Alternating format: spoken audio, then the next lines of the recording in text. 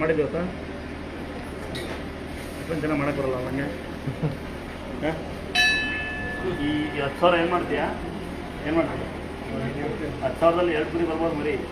ಬರ್ತವೆ ಬರೋದು 2 ಬರ್ತಾವೆ 2 ಬರ್ತಾವಲ್ಲ ಮರಿ ಜನ ಬರಲ್ಲ 5 ಸಾವಿರ 2 ಮರಿ ಸಾಕಿ ಅದರಲ್ಲಿ ಏನು ಮರಿ ನಮ್ಮ 7 ಮರಿ ಅಮ್ಮ ಎಷ್ಟು ಅದೇ 2,000 ಇತ್ತು ಇದರಲ್ಲಿ ಆಮೇಲೆ ಮಾಡೋ 2,000 ಸಾಲ ಅದೀನಿ ನಾನು ಪಟ್ಟರು ಎಷ್ಟು ಏನು